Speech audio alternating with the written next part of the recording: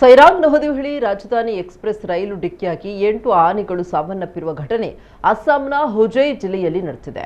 ಒಂದು ಆನೆ ಮರಿಯ ಸ್ಥಿತಿ ಗಂಭೀರವಾಗಿದೆ ಅಂತ ತಿಳಿದು ಬಂದಿದೆ. ಘಟನೆಯಿಂದ ರೈಲಿನ ಇಂಜಿನ್ ಮತ್ತು 5 ಬೋಗಿಗಳು ಹಳಿ ತಪ್ಪಿವೆ. ಪ್ರಯಾಣಿಕರಿಗೆ ಯಾವುದೇ ಗಾಯ ಆಗಿಲ್ಲ. ರೈಲು ಸೈರಾಂಗ್ನಿಂದ ನವದೆಹಲಿಗೆ ತೆರಳುತ್ತಾ ಇದ್ದಾಗ ಬೆಳಗಿನ ಜಾವ 2:27ರ ಸುಮಾರಿಗೆ ಈ ಅಪಘಾತ ಸಂಭವಿಸಿದೆ. ರೈಲು ಡಿಕ್ಕಿಯಾದ ರಭಸಕ್ಕೆ ರೈಲು ಹಳಿ ತಪ್ಪಿದೆ. ಅಲ್ಲದೆ ಹಳಿಗಳ ಮೇಲೆ ಆನೆಗಳ ದೇಹ ಭಾಗಗಳು ಹರಡಿಕೊಂಡಿವೆ. ಇದರಿಂದಾಗಿ ಅಸ್ಸಾಂ ಮತ್ತು ಈಶಾನ್ಯದ ಇತರ ಭಾಗಗಳಿಗೆ ರೈಲು ಸಂಚಾರಕ್ಕೆ ತೊಂದರೆಯಾಗಿತ್ತು. ಹಾನಿಗೊಳಗಾದ ಬೋಗಿಗಳ ಪ್ರಯಾಣಿಕರನ್ನ ರೈಲಿನ ಇತರ ಖಾಲಿ ಬೋಗಿಗಳಿಗೆ ಸ್ಥಳಾಂತರಿಸಲಾಗಿದೆ ಅಂತ ತಿಳಿದು ಬಂದಿದೆ.